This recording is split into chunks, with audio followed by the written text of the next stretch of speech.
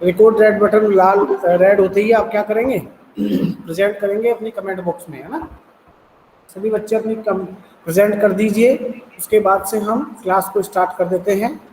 This is the second part of our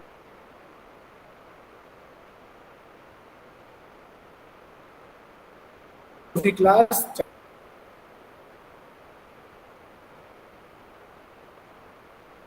chapter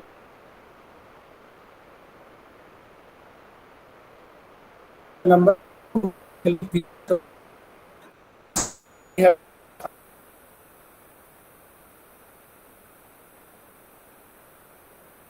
range, peninsula plateaus, इन सब के बारे में थोड़ा सा हमने ओवरव्यू लिया है। आज की क्लास में हम इसको थोड़ा सा और देखेंगे आगे। सर नॉर्मल वॉइस क्लियर नहीं है। अब देखिए, आपकी वॉइस क्लियर नहीं आ रही। आप चेक करिए क्या आप स्क्रीन यस शेयर हो सर। पा रही है? हाँ बोलिए। Yes sir.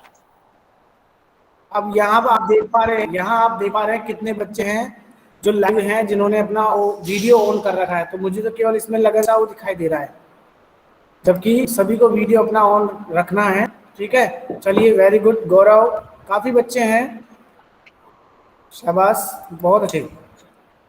देखिए, ये बच्चे हैं जो लाइव है इस समय। मैं बता देता हूँ एक बार। आदि विश्वकर्मा, आंजनेय अरोड़ा, आदित्य पांडे, अंश अग्रवाल, चैतन्य, गौरव, जिज्ञासा, कुलदीप, लगन, मान्या, निहारिका, सुरभि और स्वास्तिका। चलिए, अब आगे देखते हैं इसको हम। मैं एक बार शेयर करूंगा, रुकिएगा 1 मिनट के लिए।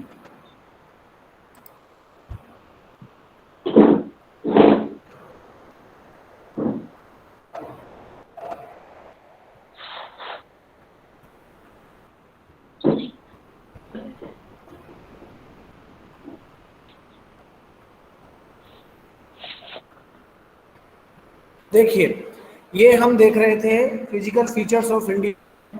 इसमें हमने काफी कुछ चीजों को देखा, गोंडवाना लैंड को, उसके बाद में मूवमेंट ऑफ प्लेट्स को देखा, उसके बाद में टेथिस सी के बारे में थोड़ा सा जाना, हिमालय रेंज के बारे में थोड़ा सा हमने जाना, फिर प्लेन्स ऑफ प्लेटरीज के बारे में। सेकंड पार्ट में हमने एक तरह से हमने सारे फिजिकल फीचर्स को एक एक पार्ट में लिया। प्लीज अपना माइक म्यूट रखिए। अनम्यूट किसका है माइक? फिर हमने सिंगल सिंगल पार्ट में, जैसे इस वाले पार्ट में हमने हिमालय माउंटेन्स के बारे में जाना, उनकी जो विशेषताएं हैं उनके बारे में हमने जाना। माइक अनम्यूट किसका है?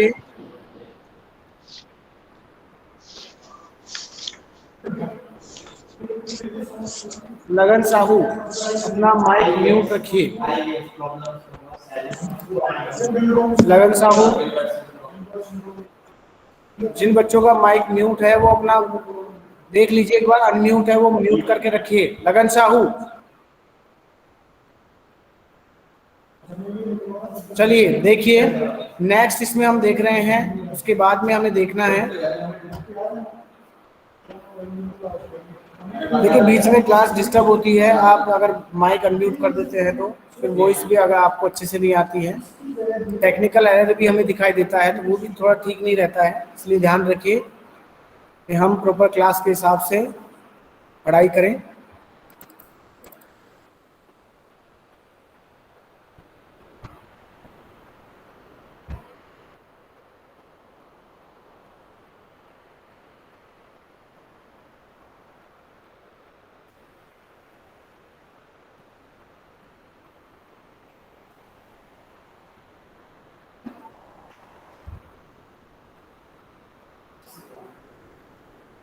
अभी देख पा रहे होंगे आप, मैं आपको अपने मोबाइल से स्क्रीन प्रेजेंट कर रहा हूँ, दिख रहा है सभी को? Yes sir. Yes sir. ठीक है, यस सर। तो मैंने आपको इसमें भी शेयर कर रखा यस है, सर। तो उसको मैं निकाल देता हूँ। आपको मैंने शेयर किया था, अगर आपको ध्यान में हो तो, पीडीएफ पहले भी शेयर किया था ना मैंने आपको। ये देखिए, ये पीडीएफ मैंने आपको शेयर किया हुआ है, आप इसको यहाँ भी देख सकते हैं। दिखाई दे रहा है सभी को? Yes sir. Yes sir. देखिए, ये वाला जो पार्ट है ना, हिमालय वाला, ये पार्ट हम पहले देख चुके हैं। इसके बाद में हमने इनकी माउंटेन पीक्स के बारे में देखा था, जो भी हाईएस्ट पीक्स हैं उनके बारे में।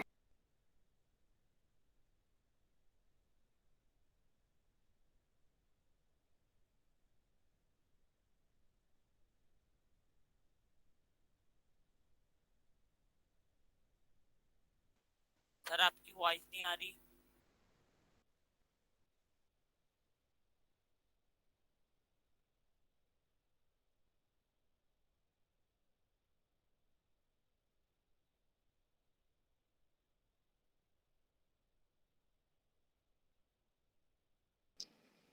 मेरी आवाज सुन पा रहे हैं बेटा सब लोग?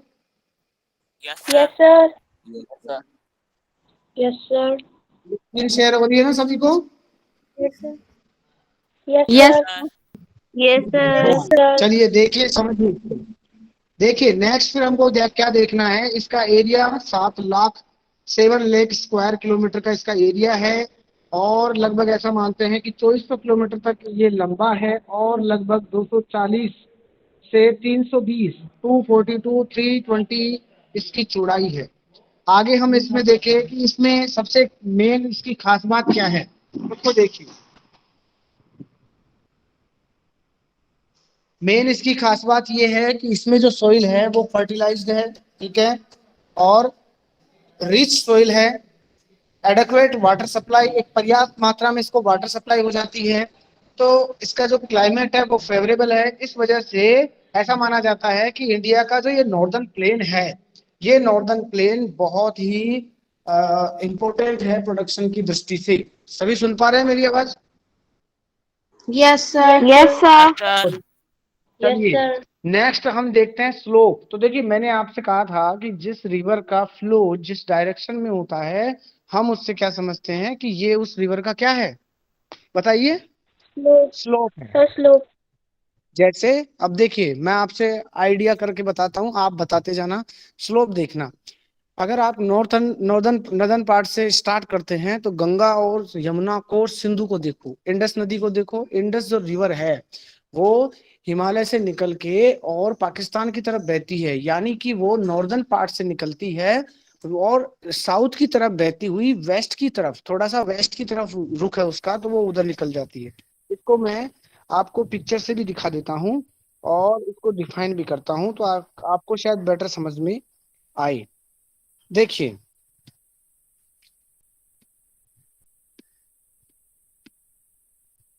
यहां से मैं दिखाता हूं आपको, देखिएगा। सब चीजें हम देखते रहेंगे, समझते रहेंगे। ये देखिए ये हमारा इंडिया है, इंडिया का ये नॉर्दर्न पार्ट है। नॉर्दर्न पार्ट में अगर हम बात करें इंडस नदी की, तो इंडस नदी यहाँ हिमालय से निकलती हुई और पंजाब के आसपास यहाँ बहती हुई ये सतलुज निकलती है। इसके बाद में देखिए ऊपर से शुरू करेंगे तो झेलम हो गई, फिर चिनाब हो गई, रावी हो गई, फिर व्यास हो गई, ये आपस में जाकर के और इंडस नदी में मिलती हैं। तो ये इंडस नदी है। इंडस नदी का आप स्लोप देख सकते हैं। इधर से फिर गंगा आ जाती है तो इसका स्लोप आप देख सकते हैं, इसका स्लोप इस तरफ है। फिर यमुना है तो उसका स्लोप इस तरफ है। चंबल है ऊपर की तरफ है, इसका स्लोप। नर्मदा है, इसका गुजरात की तरफ स्लोप है। ताप्ती है, उसका गुजरात की तरफ स्लोप है। फिर जैसे महानदी है, कृष्णा है, गोदावरी है, उनका बे ऑफ बंगाल की तरफ स्लोप है, ठीक है। इधर कोई भी स्लोप नहीं है। देखिए इस बात को समझने की कोशिश करिए। नदियों की स्थिति देखिए, इंडस नदी, गंगा नदी, यमुना नदी, ठीक है, यहाँ आके इधर इधर से आती है, लेकिन मैं तो एक स्लोप बता रहा हूँ इसका। फिर बाकी की नदियां इधर आती हैं। एक दो नदियां हैं जो इधर जाके इधर मिलती हैं, और कुछ नदियां इधर आ जाती हैं। दो नदियां ऐसी हैं जो इधर आती हैं, केवल और केवल दो नदियां। एक तो नर्मदा, याद रखिए नर्मदा हमारे पास भी है इसलिए हमारे लिए इम्पोर्टेंट भी है। दूसरा है तापी या ताप्ती। नर्मदा और तापी नदियां ऐसी हैं जो ईस्ट से वेस्ट की तरफ फ्लो करती हैं। याद रहेगा हमेशा आपको। Yes sir. Yes, Yes, sir. sir. चलिए इसके बाद में हम देखते हैं नेक्स्ट चीज कि प्लेन्स के बारे में हम देख रहे थे। तो प्लेन्स आपको तीनों समझ में आ गए हैं। गंगा ब्रह्मपुत्र का प्लेन आपको समझ में आया, उसके बाद में यमुना को गंगा यमुना का बना हुआ, उधर से इंडस का बना हुआ, तो तीनों ये प्लेन्स हो गए। डिवाइडेशन ऑफ प्लेन्स, डिवाइडेशन कैसे हुआ है, तो देखो ये बेल्ट बनी है। कैसे बेल्ट बनी है इसको समझिए। प्लेन्स का डिवाइडेशन एक तो वेरिएशन के हिसाब से, उनकी जो रिलीफ फीचर्स हैं, उनकी जो विशेषताएं होती है ना, उनके हिसाब से उनको डिवाइड किया जाता है। कैसे?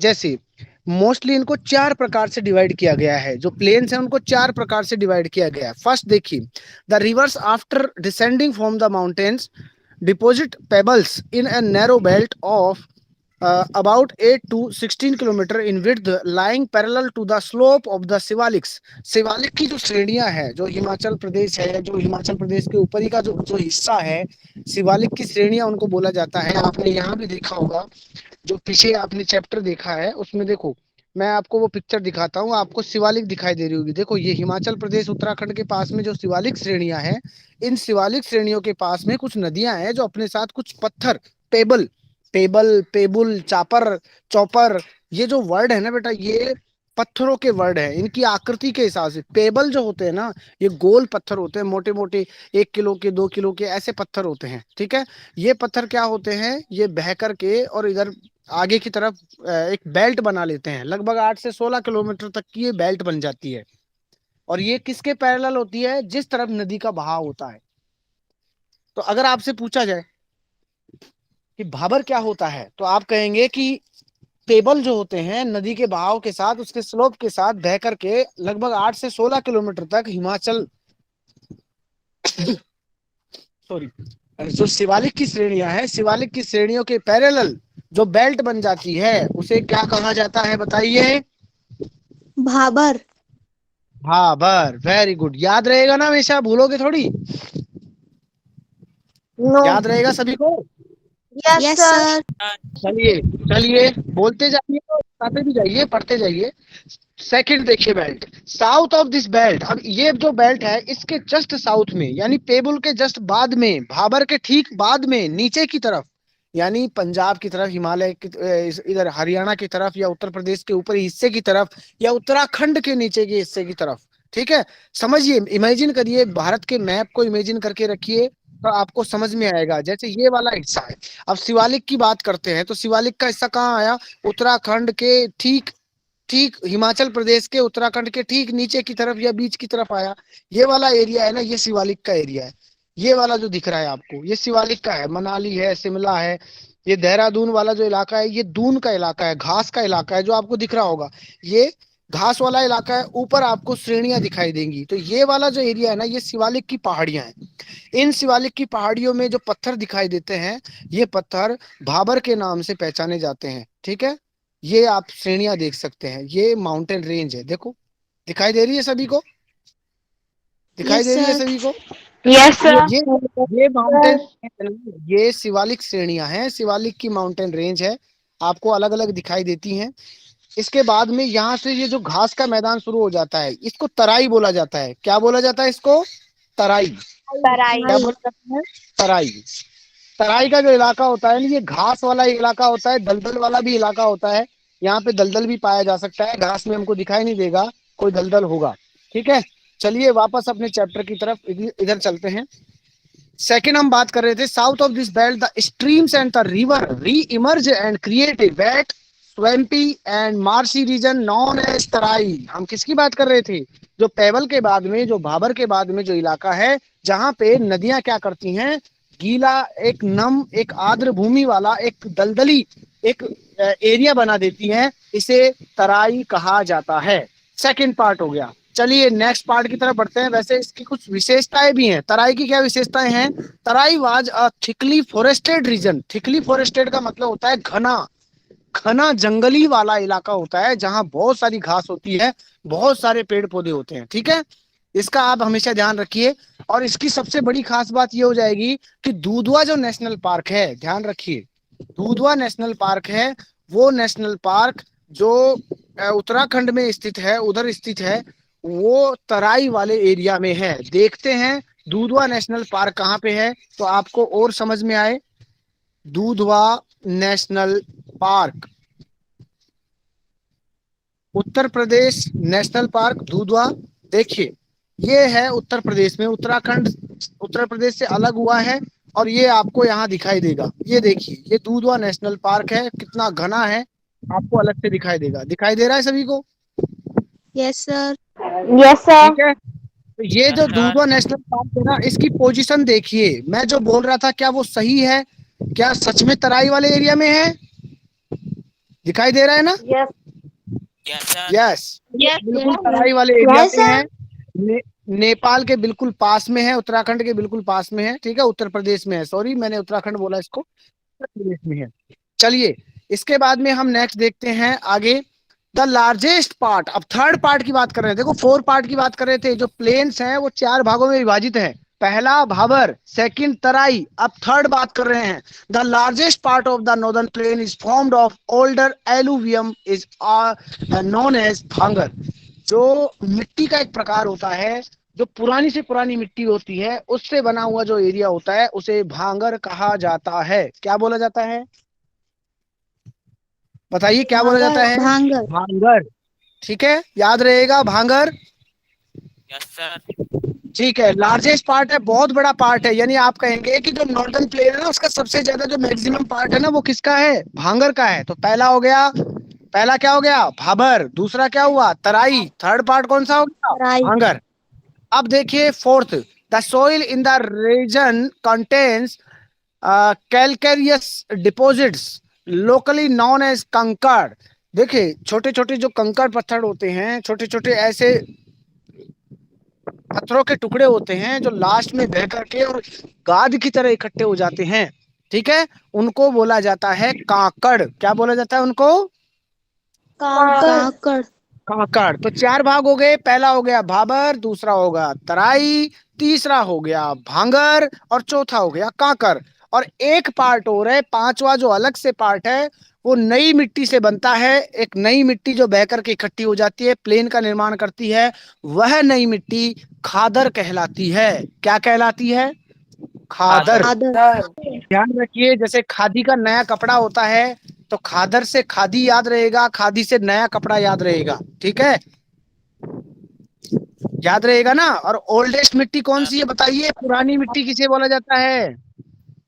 पुरानी मिट्टी भांगर। भांगर। Very good. भांगर को पुरानी कहा जाता है और खादर नई को बोला जाता है। अब देखिए नेक्स्ट में, देखिए peninsular plateau.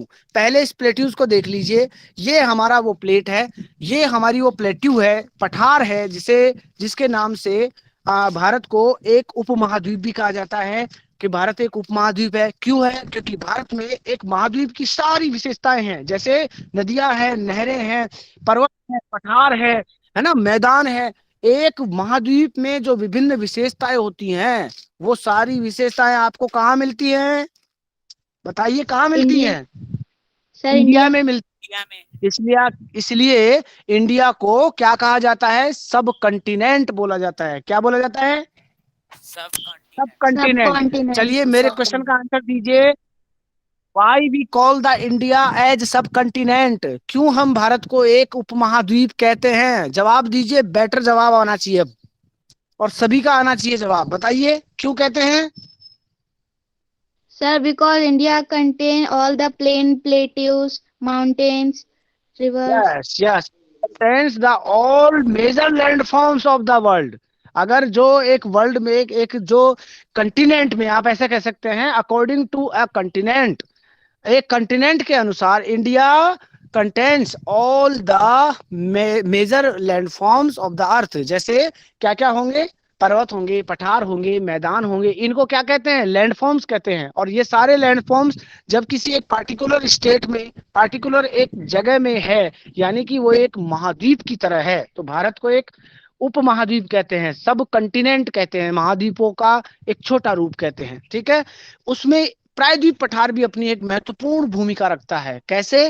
Because it is it's rich culture. इसका जो क्लाइमेट है, वो क्लाइमेट कैसा है? यहाँ पे आपको लेटेराइट मिट्टी मिलती है, ब्लैक सोइल मिलती है। इसकी वजह से क्या होता है? यहाँ कॉटन, सिल्क, राइस, इनका प्रोडक्शन भी ज्यादा होता है। पहली चीज तो ये। दूसरी चीज क्या होती है? पठार में ऐसे इलाके होते हैं जहां मिनरल्स बड़े अच्छी मात्रा में पाए जाते हैं। जैसे आप देखेंगे छोटा नागपुर का जो पठार है, ये झारखंड, बिहार और छत्तीसगढ़ के आसपास का हिस्सा आपको दिखाई दे रहा है। ये वो इलाके हैं जहां लोहा प्रचुर मात्रा में पाया जाता है, जहां पे बड़ी बड़ी माइंस हैं, बड़ी बड़ी फैक्ट्रीज यहाँ पे लगी हुई हैं। आप जब वेस्टर्न घाट की तरफ, ईस्टर्न घाट की तरफ आते हैं, तो इधर जो डेक्कन प्लेट का जो इलाका है, ये वो हिस्सा है जो महाराष्ट्र का, विदर्भ का जो एरिया है। आप देखेंगे ये वाला जो हिस्सा जो मैं आपको दिखा रहा हूँ, ये महाराष्ट्र का वो विदर्भ का एरिया है, जहाँ हमेशा अकाल सा रहता है, जहाँ बारिश कम होती है। और ये मिट्टी है ना, जो बहुत कम ऐसे बहुत बड़े बड़े दरार हो जाते हैं इसमें, कभी आप पिक्चर्स में देखते होंगे तो दरार देखते होंगे आप, तो वो एरिया है महाराष्ट्र का, विदर्भ का। इसके बाद में आप देखिए इनको विभाजित किया गया है अलग अलग एरियाज में, जैसे अरावली रेंज जो राजस्थान में है, वहां का जो एरिया है, और एमपी का जो एरिया है, इसे मालवा का पठार कहते हैं। हम जो पठार में जिस पे रह रहे हैं उसे क्या बोलते हैं बेटा, पूरे रूप में क्या बोलेंगे? सर बैतूल का पठार। मालवा। इसको हम मालवा का पठार कहेंगे। क्या कहेंगे? मालवा का पठार। मालवा का पठार। मध्य प्रदेश में जो पठार है वो किस नाम से है? मालवा। मालवा का पठार। ठीक है। हमारे जो मध्य प्रदेश में जो अरावली अरावली जैसे राजस्थान में, उसी तरह से मध्य प्रदेश में कौन सी माउंटेन रेंज है? सर विंध्याचल सतपुड़ा। सतपुड़ा। और इसी के बीच में ही, इसी के इर्द गिर्द ही कौन सा पठार है? डेक्कन प्लेट्यू। डेक्कन प्लेट्यू क्योंकि दक्षिण की तरफ है इसलिए इसको क्या कहा गया है? डेक्कन प्लेट्यू। प्लेट्यू। ठीक है।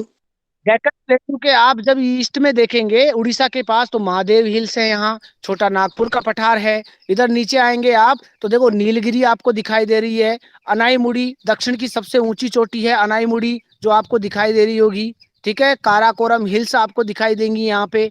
देखो ये कोस्टल एरियाज को भी अलग से दिखाया गया है। देखो यहाँ पे ये कोंकण है, गोवा के पास का जो कोस्टल एरिया उसको क्या बोलते हैं? Konkan coastal area. क्या बोलते हैं? कोंकण कोस्ट। ठीक है। ओके। नीचे देखिए जो नीचे वाला एरिया है इसे काराकोरम बोला जाता है। क्या बोला जाता है इसको? काराकोरम। और केरल के पास का जो है ना, केरल के पास का जो कोस्टल एरिया है उसे मालाबार कोस्ट बोला जाता है। क्या बोला जाता है? मालाबार। मालाबार। गोवा गोवा मुंबई के पास के कोस्टल एरिया को क्या बोला जाता है? बताइए। कोंकण। कोंकण। Very good. अब इधर आइए, इधर आइए। यहाँ जब आप ऊपर की तरफ देखते हैं ना तो ऊपरी जो हिस्सा है ना इसको उत्तरी सरकार बोलते हैं। क्या बोलते हैं? उत्तरी सरकार। और नीचे वाला जो एरिया है इसको क्या बोलते हैं? कोरोमंडल। नीचे वाले को क्या बोलते हैं? कोरोमंडल। तो उत्तरी सरकार कौन सा हुआ? उड़ीसा के पास वाला हो गया है ना। उड़ीसा के पास वाला कौन सा हुआ? उत्तरी सरकार कोस्ट। और तमिलनाडु आंध्र प्रदेश वाला कौन सा हुआ? कोरोमंडल कोस्ट। कोरोमंडल। ठीक है। ये बे ऑफ बंगाल है हमारे यहाँ, और ये हमारे यहाँ अरेबियन सी है। ये आइलैंड्स है, और आइलैंड्स सॉरी ये वो मॉन्यूमेंट्स हैं यहाँ जो हमें मिलते हैं। आइलैंड्स हैं हमारे यहाँ भारत में। तो मेजरली हमारे यहाँ दो आइलैंड्स हैं। पहला कौन सा है? अंडमान निकोबार। दूसरा है लक्षद्वीप। अंडमान और निकोबार। अंडमान जो नॉर्दर्न पार्ट है उसको अंडमान बोलते हैं, और जो वेस्टर्न पार्ट है उसको, सॉरी जो सदर्न पार्ट है उसको हम निकोबार बोलते हैं। ठीक है। अब सेंट्रल आइलैंड्स जो हम बात कर रहे हैं इसकी, प्लेट्यूज की, इसको देखते हैं। The part of the peninsular plateau lying to the north of the Narmada river. Narmada के किस तरफ है? नर्मदा के किस तरफ है? नॉर्थ की तरफ से फैला हुआ है। मालवा पठार के नाम से भी इसको जाना जाता है, और इसको सेंट्रल हाईलैंड्स के भी नाम से जाना जाता है। यहाँ पे आपको विंध्याचल और सतपुड़ा भी मिलती है। विंध्याचल और सतपुड़ा जो है ये जो साउथ है ना, इसके सतपुड़ा के जो साउथ है उसके, और अरावली के नॉर्थ वेस्ट में आपको ये दिखाई देता है। देखिए ये यहाँ पे आप देख सकते हैं। मैं आपको अगर शो करूं कि आप, अगर आप कहें कि सर बताइए कि ये जो प्लेट्यू है इसका आकृति कैसी है, तो आपको सेम इस आकृति में दिखाई देगा। ये जो आकृति आपको दिखाई दे रही है ये आपके प्रायद्वीप के पठार की है। डेक्कन प्लेट्यू है, ऊपर वाला हिस्सा मालवा का पठार, ईस्टर्न पार्ट छोटा नागपुर का पठार, वेस्ट इसका जो सदर्न पार्ट है वो डेक्कन प्लेट्यू के नाम से जाना जाता है। समझ में आ गया सभी को? Yes sir.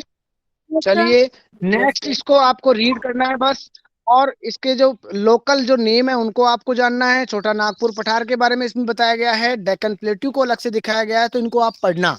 नेक्स्ट पार्ट में हम इंडियन डेजर्ट को देखते हैं। देखिए इंडियन डेजर्ट का एक बार मैप देख लीजिए। ये न केवल भारत में है बल्कि पाकिस्तान में भी है। भारत में इसको रेगिस्तान कहा जाता है, पाकिस्तान में इसको चोलिस्तान कहा जाता है। ठीक है। ये जो थार का जो रेगिस्तान है, ये जो राजस्थान में सबसे ज्यादा विस्तृत है, इसके कई नाम है। मैं सारे नाम बता देता हूँ एक बार। जैसे सबसे पहले द ग्रेट इंडियन डेजर्ट। सबसे पहले इसका क्या नाम है? लिखते जाइए अगर लिख सकते हैं तो। द ग्रेट इंडियन डेजर्ट सबसे फेमस नाम है इसका, the great Indian desert. Second नाम देखिए इसका, थार डेजर्ट। सेकंड नाम क्या है इसका? Thar desert. Thar desert. Third नाम देखिए इसका, रेगिस्तान। थर्ड नाम है इसका रेगिस्तान। रेगिस्तान। थर्ड नाम है इसका रेगिस्तान। फोर्थ नाम इसका नॉर्थ वेस्ट, नॉर्दर्न। क्यों नॉर्दर्न कैसे हुआ देखिए, अब देखिए ये वाला भारत का जो पार्ट है ना, ये वाला पार्ट नॉर्थ में आता है तो नॉर्दर्न हो गया। ये वाला पार्ट जो है, ये वाला पार्ट वेस्ट में आता है तो ये वेस्ट हो गया। तो नॉर्थ वेस्ट, नॉर्थ वेस्ट का ये डेजर्ट है, तो इसको एक तरह से हम क्या कहेंगे? नॉर्थ वेस्ट डेजर्ट, उत्तर पश्चिमी रेतीला मैदान, या थार, या रेगिस्तान। ठीक है। रेगिस्तान। अब इसकी Yes, खास sir. क्या है देखिए, सबसे बड़ी खास बात तो ये है कि रेगिस्तान में कोई भी नदी हमेशा बहने वाली नहीं है, केवल एक नदी बहती है, वो भी गर्मियों में सूख जाती है। यहाँ की सारी नदियां जो हैं हमेशा सूख जाती हैं, गर्मियों में इनका पानी सूख जाता है, इनमें कोई नदियां नहीं है, जो नदियां हैं वो सूख जाती हैं, बरसाती नदियां हैं, सीजनल सीजनल रिवर हैं। जानते हो ना सीजनल रिवर क्या होती है? जानते हो ना Yes, सीजनल sir. रिवर क्या होती है? Yes sir. ठीक Yes, उसी sir. तरह से इनके सीजनल रिवर्स हैं, जो केवल सीजन के हिसाब से बहती हैं। जो रेनी सीजन होता है उसमें बहती हैं, और फिर जब विंटर सॉरी समर होता है तब ये सब सूख जाती हैं। सबसे बड़ी जो नदी है इसकी वो है लूनी। लूनी नदी का आप हमेशा याद रखिए। जो बड़े बड़े सैंड ड्यून्स होते हैं इनको बरखान कहा जाता है। जरा देखिए बरखान किसे कहा जाता है, आपको मैं बरखान के पिक्चर्स दिखाता हूं तो आपको समझ में आएगा बरखान क्या होता है। बरखान सैंड ड्यून, इसके पिक्चर्स आपको दिखाई दे रहे हैं, दिखाई दे रहे हैं बरखान के। Yes, sir. Yes sir. अब देखिए Yes, sir. रेत का जो बड़ा रेत के जो बड़े बड़े मैदान होते हैं उनको हमादा कहा जाता है। क्या बोला जाता है? हमादा।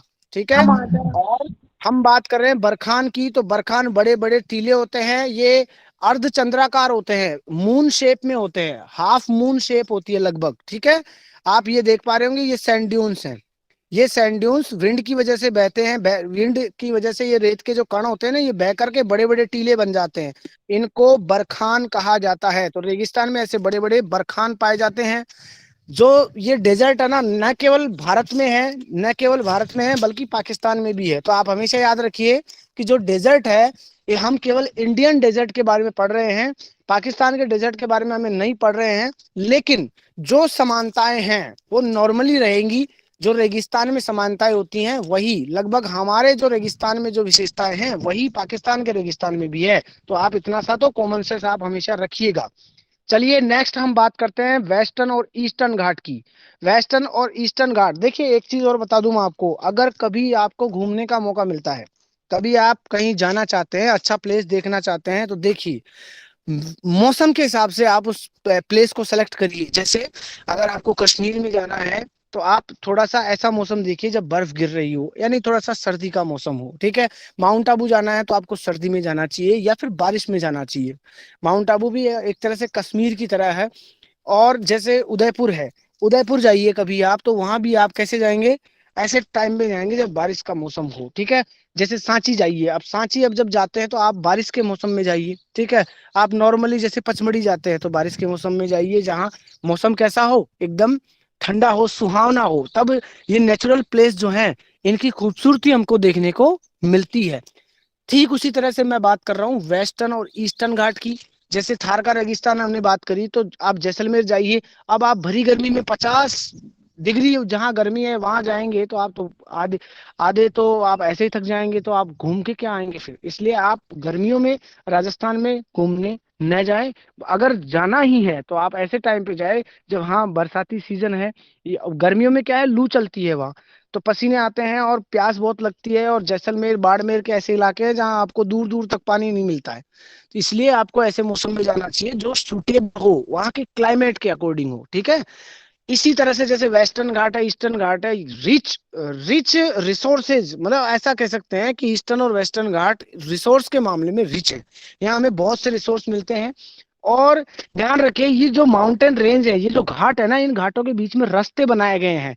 जैसे खाल घाट है, भोर घाट है, पाल घाट है, ये ऐसे हैं जैसे कुछ बताता हूँ, जैसे वेस्टर्न घाट और जो ईस्टर्न घाट है, ये बीच में ऐसे नगर, इनके बीच में जैसे मुंबई है, गोवा है, इधर से जैसे बेंगलोर है, चेन्नई है, तो यहाँ जाने के लिए आपको पहाड़ियों के बीच में से होके जाना पड़ता है, तो इसलिए इन्होंने कुछ ऐसे घाट बना लिए हैं। आज ये पता करना कि थाल घाट कहाँ है, भोर घाट कहाँ है, पाल घाट कहाँ है, इनके बारे में पता करना, ठीक है। इनकी एवरेज एलिवेशन जो है वो भी बता रखा है कि 900 से 1600 मीटर तक का है। और लगभग ईस्टर्न घाट, अगर आपसे कहा जाए कि सबसे ज्यादा मतलब ऊंचाई में ईस्टर्न घाट हायर है या फिर ईस्टर्न घाट या वेस्टर्न घाट, तो आप कहेंगे कि वेस्टर्न घाट जो है वो ईस्टर्न घाट के कंपैरिजन में ज्यादा ऊंचा है। वेस्टर्न घाट, वेस्टर्न घाट कौन सा हुआ, मालाबार के पास वाला, ठीक है, ये ज्यादा ऊंचा भाग है। लास्ट में इसमें कोस्टल प्लेन्स जो भी है उनको आपको देखना है, जो कोंकण वाला एरिया है उसको देखना है, ठीक है, कन्नड़ का देखना है। इसके बाद में आपको लास्ट में आइलैंड्स को देखना है, ठीक है। आइलैंड्स आपको यहाँ दिखाए गए हैं, आप इसको पढ़ना, समझना कितना एरियाज है आइलैंड्स का। यहाँ पे आपको लक्षद्वीप दिखाई देगा, ये लक्षद्वीप है। और यहाँ पे आपको अंडमान निकोबार, देखिए यहाँ दिखाया हुआ है। भारत की जो टोटल जो एरिया है वो 3.28 मिलियन किलोमीटर स्क्वायर मीटर है। स्क्वायर मीटर का ध्यान रखना, वर्ग किलोमीटर जब होता है तो उसको स्क्वायर मीटर में दिखाते हैं, ऐसे स्क्वायर करके 2 स्क्वायर करके दिखाते हैं। टोटल बाउंड्री लगभग कितनी है, 15,200 किलोमीटर, लगभग 15,200 किलोमीटर।